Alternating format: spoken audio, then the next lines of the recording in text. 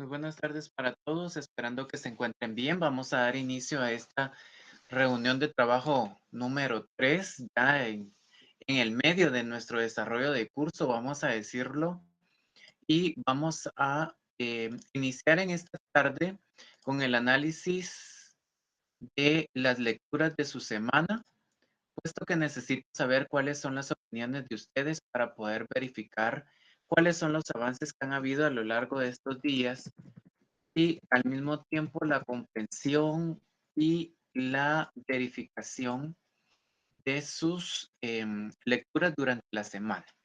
Eso implica que hoy no vamos a realizar la intervención de una herramienta virtual.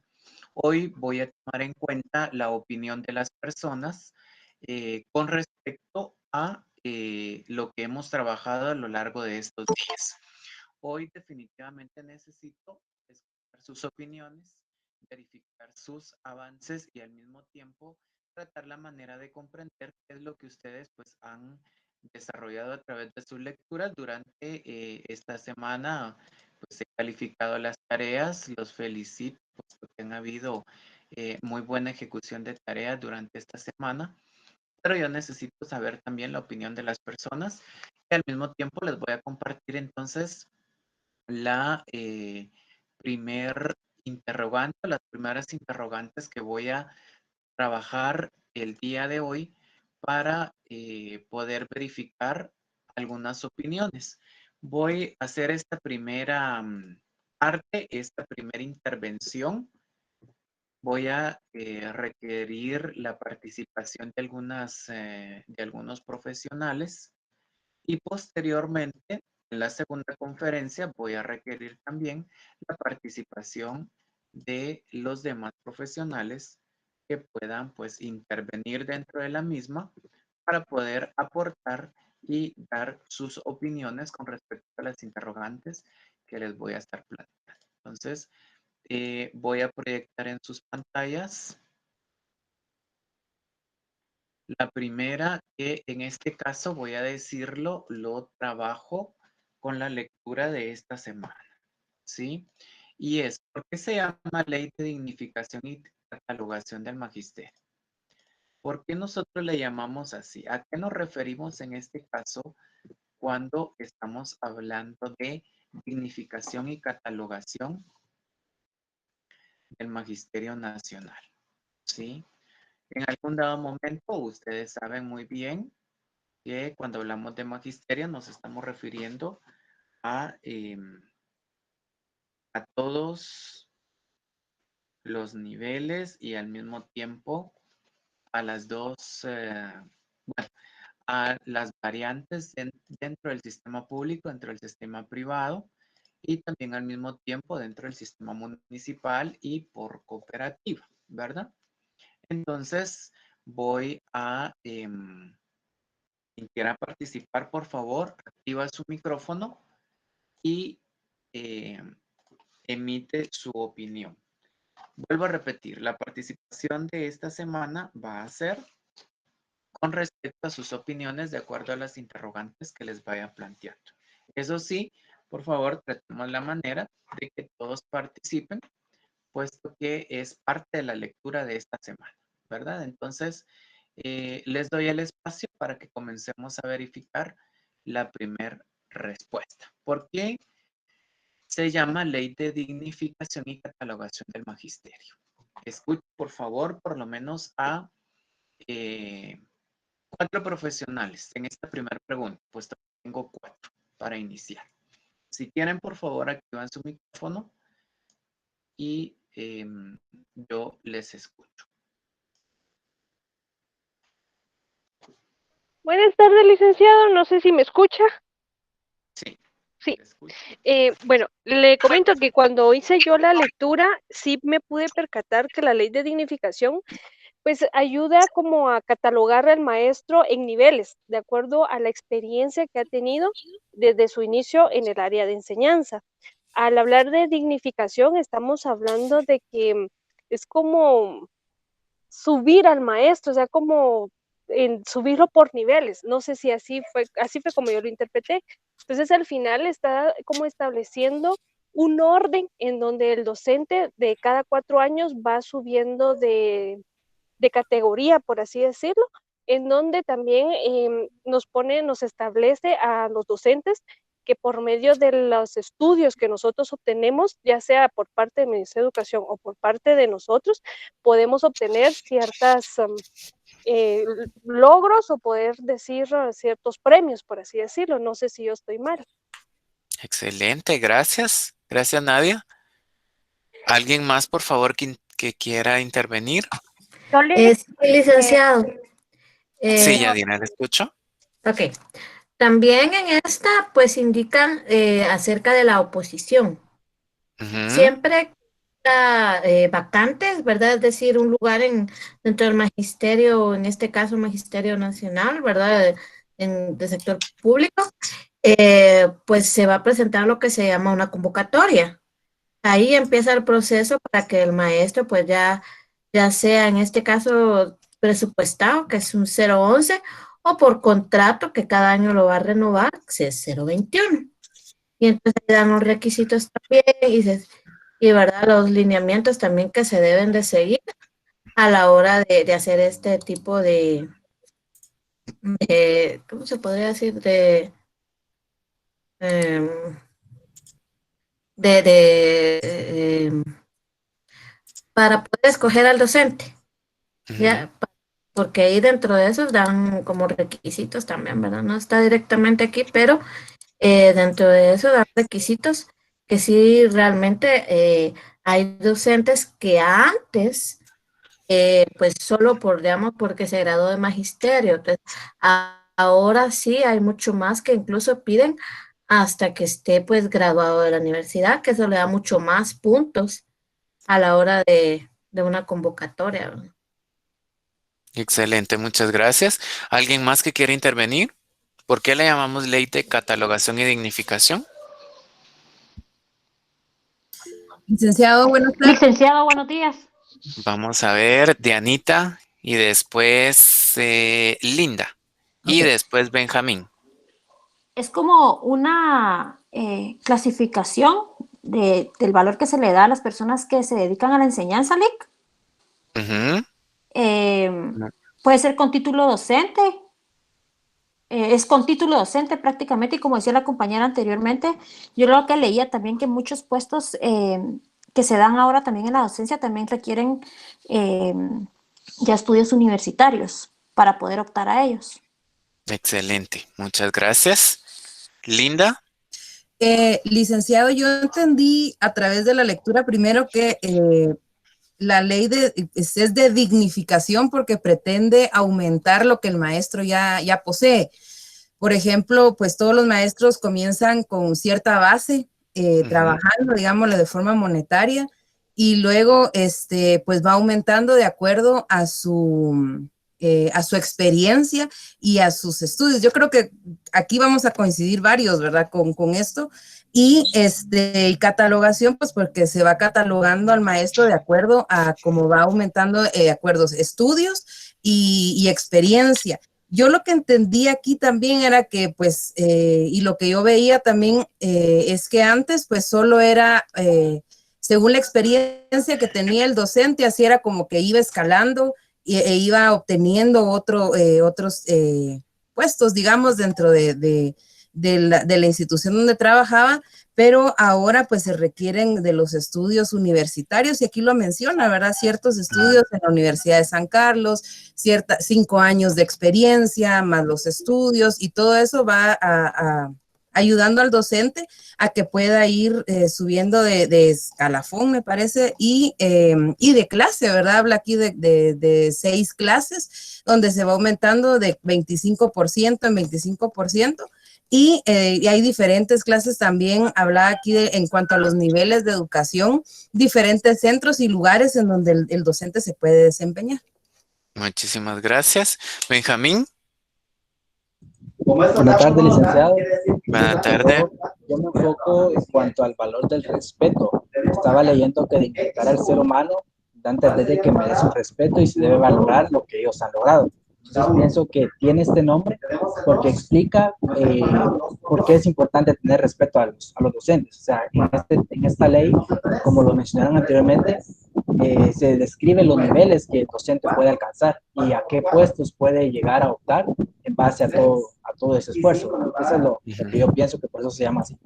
Ok, perfecto. Muchas gracias. Bueno, en este aspecto vamos a decir nosotros que también le llamamos ley de dignificación y catalogación 1, porque vamos a verificar definitivamente no solo los aspectos dentro de la administración pública que hacen posible el ejercicio docente, ¿verdad? O sea, cómo usted puede optar para un cargo, cuáles son esos requisitos, por ejemplo, que en algún momento debe de cumplir para poder optar a X o Y cargo o estar dentro de X o Y convocatoria. Ya lo decía Yadira, por ejemplo, ¿verdad?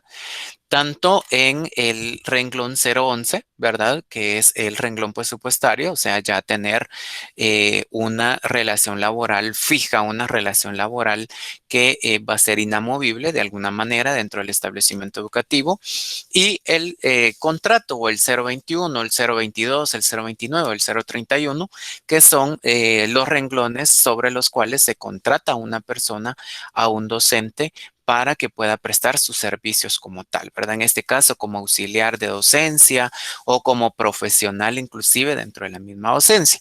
Entonces, por lo tanto, esto trata dentro de la comprensión, vamos a decirlo, de la dignificación y catalogación. O sea, tenemos los elementos necesarios, vemos al mismo tiempo cuáles son los requisitos que se deben de cumplir y por lo mismo se va catalogando.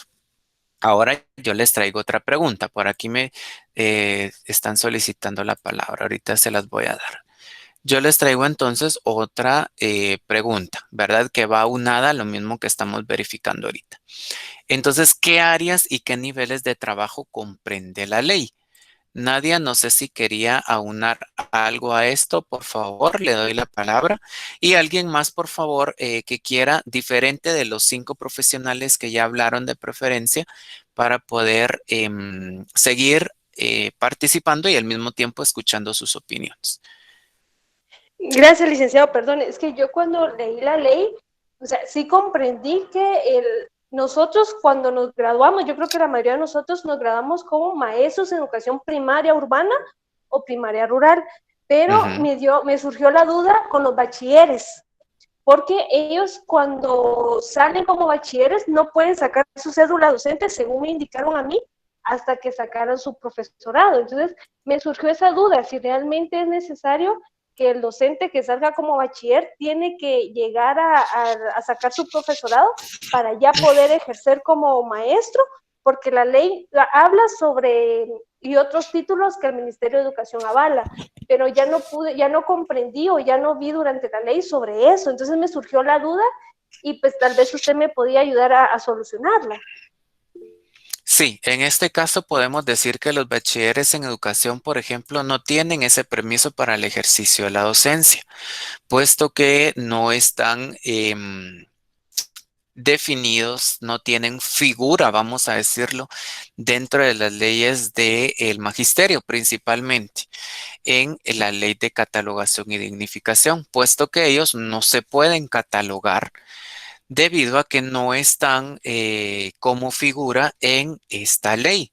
Entonces tienen que ellos estudiar en la universidad y hasta que se gradúan de la universidad y tienen un título, en este caso, de maestros de primaria, de educación, perdón, profesores de educación primaria intercultural, porque ese es el título que les faculta a ellos para ejercer la docencia en el nivel primario, entonces pueden ejercer la docencia. Mientras tanto, no pueden ejercer docencia, no pueden tener una cédula docente, por ejemplo, y tampoco tendrían, voy a decirlo, la facultad para poder ejercer como tal, indistintamente definitivamente, por ejemplo, ya tengan, ¿qué les digo yo?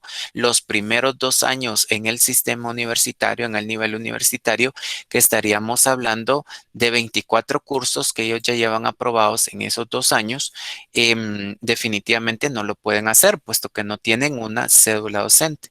Y dentro del ministerio tampoco les permiten, como a un maestro de media, por ejemplo, que el maestro de media con 22 o 24 cursos aprobados ya puede iniciar a ejercer docencia. En cambio, el maestro de primaria o de educación primaria intercultural no, hasta que se gradúa, ¿verdad? Entonces, esas son de las características. Actualmente en la ley de catalogación ya se encuentran ellos como figura, pero dentro de los concursos de oposición todavía no. O sea, ellos, aunque están graduados de primaria intercultural como profesores de la universidad, no tienen la opción para optar a plaza. ¿Sí? Esa es de las características que ellos tienen ahorita. ¿Por qué razón? Porque en la ley de servicio civil no están reconocidos, vamos a decirlo, y no tienen una personalidad jurídica tampoco que les permita optar a una plaza, ¿verdad? Entonces, lamentablemente, el único nivel, perdón, el único sistema o en el único sector donde pueden ellos aplicar para trabajo es en el sector privado, ¿verdad? Jacqueline, le escucho, ahí levantó la mano. Buenas tardes, Lee. Buenas tardes, compañeros. Fíjese que sí, para confirmarle a la compañera Nadia, en mi caso yo no soy graduada de maestra de nivel medio. Ujú. Entonces, por lo tanto, yo no tengo aún cédula docente. Ahora mi pregunta es, si ya con el cierre de pensum del profesorado, ¿yo puedo obtener mi cédula docente o es hasta que yo ya tenga el título como tal? No, es hasta tener el título. Cédula docente se tiene solo con título, ¿me entienden? Si no tienen título, no pueden tener cédula docente. Por ejemplo, nadie hacía la observación que cuando se graduaban de profesores de educación primaria, ¿verdad? Primaria urbana o primaria rural, que pues todavía más o menos en el 2009-10 fue la última corte. Solo se obtenía el título en media en las escuelas normales y se aplicaba, ¿verdad? Para poder obtener una cédula docente sin ningún inconveniente. Pero ahora, por ejemplo, pues bajo la nueva modalidad es hasta la obtención del título, ¿verdad? Si no hay título, no hay cédula docente. Lo único, vuelvo a repetir, es que el docente de media sí tiene la facultad para ejercer, porque la ley permite que usted pueda tener cierta cantidad de cursos aprobados para poder optar a esa opción del ejercicio de docencia. En media, estamos hablando básico y diversificado, pero en primaria, no. En primaria sí hay que tener un título para poder obtener cédula y por lo tanto ejercer la docencia en el nivel primario. Mientras tanto, no. ¿Sí? Entonces, ¿esto qué implica? Que definitivamente, si nosotros no tenemos ese permiso que la ley nos requiere, que la ley nos solicita, entonces nosotros no podemos definitivamente ejercer esa profesión, ¿me entiende? Y estamos hablando de algo tan básico, voy a decir, entre el nivel preprimario, primario y medio. Entonces, ¿qué pasa, por ejemplo, en el profesional en el que están ustedes ahorita actualmente? Implica prácticamente casi en similitud. Usted, licenciado o licenciada, por ejemplo, pues qué bonito se escucha que le digan a uno LIC, ¿verdad? O LICDA, en su caso, con algunas de las profesionales de este grupo. ¿Qué pasa? Usted no puede tampoco asignarse el título, o sea, usted no puede decir, por ejemplo, LICDA Jacqueline Chicará, si usted definitivamente no tiene también ese permiso de ostentar el ejercicio de su profesión. ¿Qué pasa en este aspecto? Estamos hablando también del cuidado respectivo, puesto que si no, de lo contrario, estaríamos cometiendo un delito. ¿Ya? Es un delito prácticamente de usurpar funciones o al mismo tiempo asignarnos un título para el cual todavía nosotros no estamos, vamos a decirlo, graduado y con los permisos preeminentes para el ejercicio de la profesión. ¿Cuáles son estos permisos? Hasta el momento que usted se gradúa, vamos a decirlo, como licenciado o licenciada, entonces usted ya puede asignarse el título, vamos a decirlo como tal, para el ejercicio de su profesión. Y más aún cuando usted tiene ya un colegiado activo. Mientras tanto, no. Entonces, en este caso también vamos a decirlo, tenemos nosotros que tener el cuidado respectivo. Ya, si bien es cierto que estamos ejerciendo profesión o estamos estudiando como tal, pero yo no puedo decirme ni tampoco puedo yo asignarme, ¿verdad?, el título, puesto que todavía soy estudiante. Hasta el momento en que yo me gradúo, tengo ya el título de licenciado o licenciada y tengo un colegiado activo, puedo utilizar ese título, esa profesión como tal. Mientras tanto, no. Si no, vuelvo a repetir, estaríamos cometiendo un delito, puesto que no tenemos nosotros los permisos para el ejercicio de la profesión como tal. ¿Sí? Entonces, son muchas de las situaciones y por eso es que la lectura, ¿me entienden? Y ahorita yo estoy dando este espacio para que ustedes expongan. Veo yo que hay muy pocos, solo llevo 6 nada más. Entonces, yo sí necesito, por favor, que ustedes analicen muy bien cada uno de estos elementos, puesto que ahora voy con otra pregunta.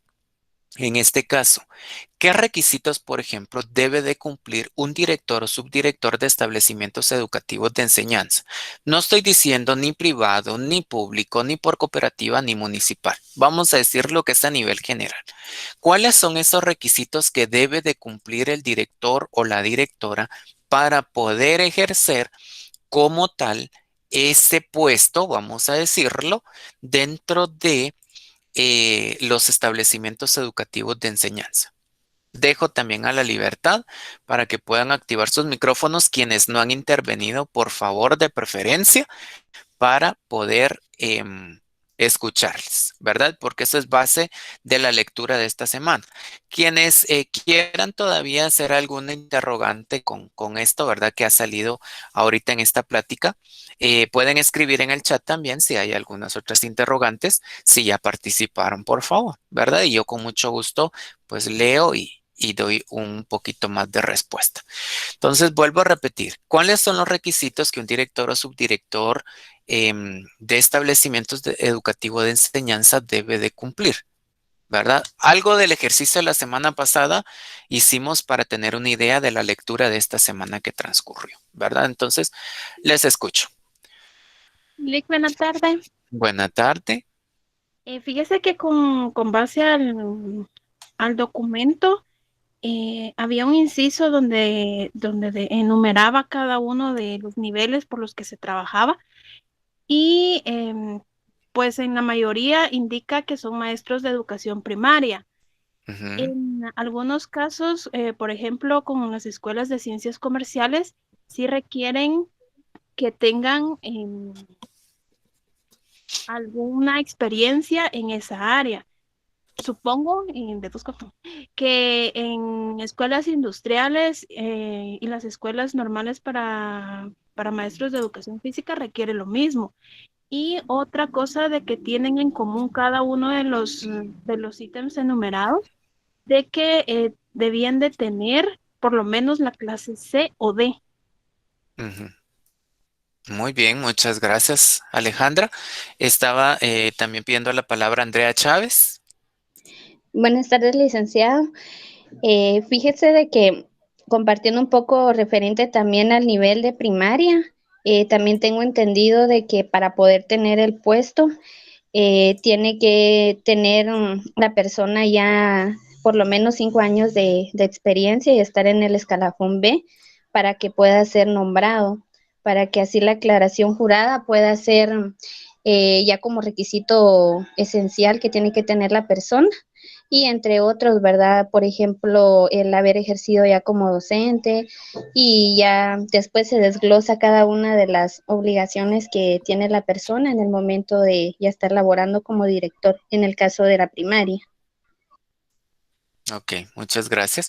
Vean acá dos de sus compañeras. Sí, son elementos indispensables que se deben de tener. No solo una clase escalafonaria en específico, independientemente sea en el sector público, en el sector privado, por cooperativo y municipal, el docente para ser director debe de tener una clase escalafonaria, por lo menos en algún dado momento para poder ser desde, vamos a decirlo, el nivel básico, el nivel elemental, que sería preprimaria y primaria, clase B y C, mínimo. 5 años de ejercicio docente, pertenecer a estas clases y al mismo tiempo, vamos a decirlo, estar en el propio ejercicio de sus funciones o de su labor docente. ¿Esto qué implica? Tener todos estos elementos necesarios, tener su cédula docente, constar también que pertenece a la clase B o a la clase C, que en esa cédula se verifique este requisito necesario, indispensable, y al mismo tiempo contar con las características en este caso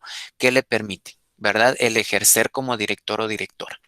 Ahora bien, para los otros niveles como básico y diversificado o estos dos ciclos, definitivamente tenemos que pertenecer 100% a la clase C, tener inclusive, si ustedes lo leyeron en el documento o en la ley, tener un profesorado, una licenciatura es indispensable, principalmente, por ejemplo, para el sector privado. Usted, por ejemplo, quiere ser director o directora de un establecimiento educativo privado, pues mínimo tiene que tener la licenciatura para poder optar a esta característica indispensable de apertura inclusive de un establecimiento educativo. No es solo porque usted sea o que quiera, sino que también porque cumpla con un requisito. ¿Me entienden? Entonces, esto es parte de. En los establecimientos educativos también que decían sus compañeras, ya con características indispensables como comercio, como educación física, vamos a decirlo también como productividad y desarrollo, educación para el hogar. Entonces, ¿qué pasa? También tenemos que cumplir con estos elementos indispensables, o sea, la experiencia en el área y al mismo tiempo los estudios profesionales para el caso. ¿Se acuerdan que por eso la semana pasada yo también hicimos ese ejercicio de decir, bueno, escriba por favor cuáles son esos elementos indispensables para un perfil laboral y un perfil profesional? Estaba leyendo o yo leí la herramienta, por ejemplo, cuando estaba calificando y veía que muchos de ustedes no tienen como que esos elementos tan bien definidos, o sea, cuáles son los requisitos indispensables para un perfil laboral y cuáles son esos requisitos indispensables para un perfil profesional. Entonces, ¿qué pasa en esto? O sea, nos confundimos. Cuando hablamos del perfil laboral, estamos hablando de todos esos requisitos que el profesional debe de cumplir específicamente en la acción del trabajo, ¿verdad? O sea, ¿qué es lo que debe? Qué sé yo, ustedes quieren ver valores, ustedes quieren ver ética profesional, ustedes quieren verificar inclusive algunas habilidades, algunas actitudes para el enfrentamiento del trabajo, para el ejercicio de sus labores. Eso es laboral, ¿me entienden? Pero cuando vamos al aspecto profesional, es lo que ustedes leyeron en esta semana en la ley. O sea, cumplir con una clase, cumplir con un título, cumplir con un permiso, tener diplomados, tener capacitaciones, tener, ¿qué les digo yo? Otros elementos indispensables para el complemento de su ejercicio docente, o sea, para el complemento de su perfil laboral.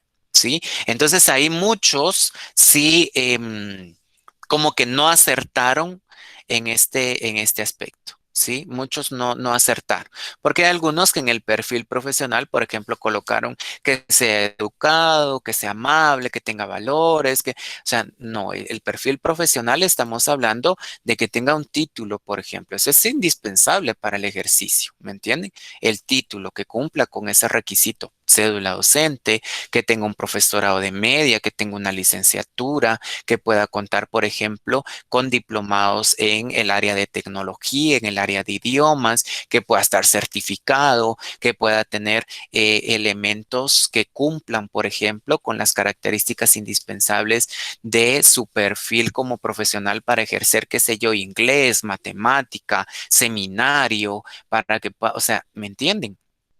Esos requisitos, por ejemplo, eran los indispensables. Aunque ahí decía del administrador educativo, porque ese era era el ejemplo, vamos a decirlo. Muy pocos, voy a decirlo, tal vez tuvieron la idea de colocar por lo menos tener una licenciatura en administración educativa o planificación curricular o derechos humanos, investigación educativa, porque eso era para el perfil profesional. Ustedes se dieron cuenta en este caso en la ley, esto es lo que solicitaba en alguna forma, es lo que solicita la ley, o sea, tener un perfil profesional que cumpla en este aspecto con los requisitos indispensables para el manejo de esto. Voy casi a concluir esta primera parte de intervención con mi primer presentación, que en este caso voy a hablar sobre la supervisión educativa, que son esa figura profesional que va unado, va ligado, voy a decirlo, para el trabajo que ustedes tuvieron en esta semana de lectura, ¿verdad? Entonces, ¿por qué razón? Porque la figura de supervisión educativa en este caso es la que nosotros nos vincula para el ejercicio del sector, para el ejercicio departamental, para el ejercicio jurisdiccional del área administrativa. ¿Por qué razón? Pues porque es la figura, vamos a decirles, esa columna vertebral del sistema educativo nacional en todos los sectores, ¿verdad? Puesto que ellos son los que ejercen y tienen el nexo del ejercicio de la administración superior con la comunidad educativa. ¿Sí? En este caso vamos a tomar, y es una de las leyes que ustedes también van a tener a lectura en esta semana, vamos a tomar la Constitución, el Decreto Legislativo 12-91, la Ley de Educación Nacional, ya la leyeron ustedes la semana antepasada, y el Acuerdo Gubernativo 123A, que es el Reglamento de la Supervisión Técnico Escolar, que es lo que van a leer durante esta semana. Yo en este caso, entonces voy a vincular a la supervisión educativa con el ejercicio de organización, puesto que ustedes saben que dentro de nuestro país tenemos 22 departamentos. Estos a su vez tienen municipios, que son 332 en total, un poquitito más, vamos a decirlo. En servicio hay 141 supervisores con nombramiento de supervisor educativo, ¿sí? Y 224 de profesional 1. Ojo con esto, y por eso es que me interesaba que ustedes leyeran la ley de dignificación y catalogación. No todos los supervisores tienen el nombramiento como supervisor educativo, ¿sí? Hay supervisores educativos, hay coordinadores técnicos administrativos, hay profesionales 1 y ahora vamos a decirlo que existe otra figura que es el gestor administrativo y también existe dentro del nuevo sistema que es el SINAE, existe también la figura de un gestor o un acompañador o un supervisor, vamos a decirlo, o un profesional pedagógico y un profesional administrativo. Entonces, todas estas variantes cumplen siempre las mismas funciones del Acuerdo Gubernativo 123A, que estamos hablando de la supervisión técnico escolar. ¿Que cambian las figuras? Sí, pero que definitivamente las funciones son las mismas. ¿Esto a qué atañe? A la organización, vamos a decirlo, y al mismo tiempo la actualización constante de este tipo de supervisión a nivel nacional. O sea, queremos nosotros mejorar este sistema, este acompañamiento, vamos a decirlo. Entonces ahora existen más figuras, figuras a las cuales también ustedes pueden optar en algún dado momento, principalmente para el sistema nacional de acompañamiento educativo, que es el SINAE.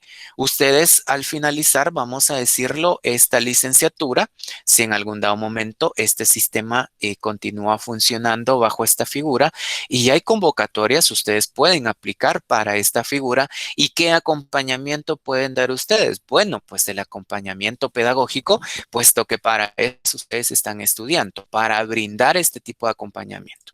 ¿Ya? Entonces ténganlo en cuenta. Al mismo tiempo dice que cada supervisor le corresponde un distrito escolar, o sea, cada supervisor tiene cierta cantidad de establecimientos educativos, que estos van oscilando entre 14 y 50 establecimientos de todos los sectores, o sea, oficial o público, el privado, el por cooperativa y el municipal.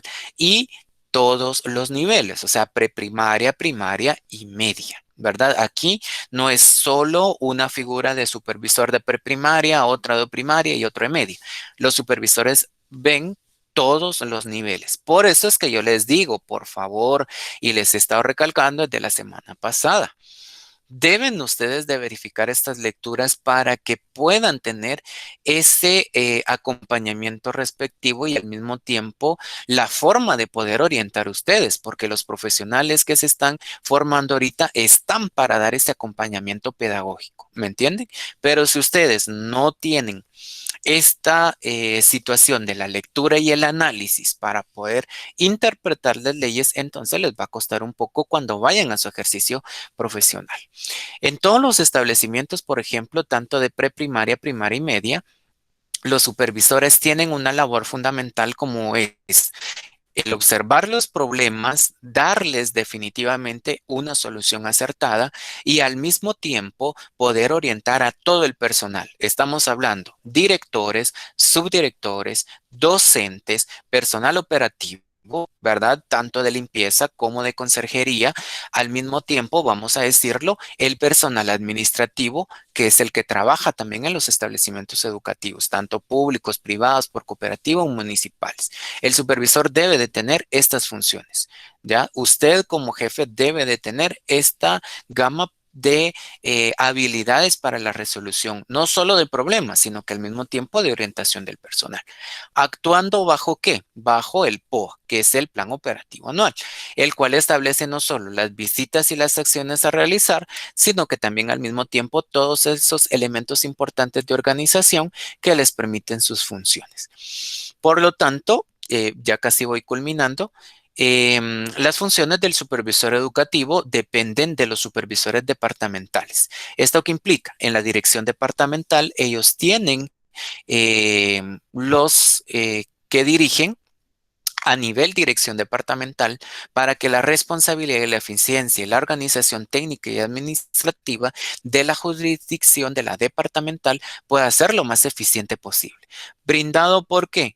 Por dos tipos de funciones. La primera es la función técnica, o sea, participar en el planeamiento de la supervisión, reuniones con directores y maestros, la elaboración de los planes respectivos de actividades, visitas periódicas a estos mismos, la organización de capacitaciones, la estimulación de la cooperación, de la realización inclusive de la promoción en el establecimiento de carreras, de apertura de los mismos o inclusive, vamos a decirlo, hasta de cierre de estos mismos establecimientos. Elaboración de informes. Dentro de las funciones administrativas vamos a tener nosotros, pues, la presentación de informes ante el director o directora departamental, los registros de los profesionales que están dentro del sector o dentro del distrito escolar, la promoción de las relaciones favorables, las anomalías o las deficiencias de los establecimientos educativos, estadísticas educativas, la intervención en los problemas, la resolución de los mismos, revisión de inventarios, dar posesión a directores, verificar la posesión de los maestros también al mismo tiempo, autorizar libros de registro, ¿verdad? Al mismo tiempo, verificar trámites que definitivamente conlleva un visto bueno del supervisor en este caso, que conlleva un acompañamiento al director o a la directora del centro educativo, pero al mismo tiempo también al mismo docente que está. Entonces, ven ustedes que en este caso no es solo decir, van a cumplir con algunas funciones, van a hacer algunos acompañamientos. Entonces, ¿esto qué implica? Nosotros debemos de conocer bien la ley, o sea, tener a cabalidad cada uno de los elementos contractuales que nos llevan hacia la ejecución de cada acción administrativa o acción en el proceso administrativo que nosotros tenemos que tener en cuenta para el acompañamiento docente y para las acciones, en este caso, que es esta primer figura que les presento en esta tarde del supervisor educativo, ¿verdad? ¿Por qué se les presenta esto? Pues esto es algo a lo cual ustedes pueden optar, voy a decirlo, o van a optar en algún dado momento y pueden tener ustedes a bien el ejercicio de su profesión como tal. Es por eso que yo les he dicho siempre, no piensen que solo se van a quedar como profesores, por favor, o como licenciados con el título de planificación curricular. Ustedes deben de ir más allá de visualizar más y por lo tanto trazarse esas metas y trazarse esos objetivos para poder pertenecer a este tipo de profesionales y cambiar un poco nuestro sistema educativo nacional, ¿verdad? Los voy a dejar aquí. Nadia estaba pidiendo la palabra. Le voy a dar Nadia en la segunda parte de la clase. Le voy a dar la intervención para que usted pues nos haga el comentario y espero también a las 3 de la tarde, ya dentro de 15 minutos, que vamos a iniciar la segunda parte, por favor, la participación de otros profesionales para poder escuchar sus opiniones y al mismo tiempo saber qué es lo que ustedes están pensando con respecto a la lectura y esta primera presentación que les hice, ¿sí? Entonces, los veo dentro de 15 minutitos.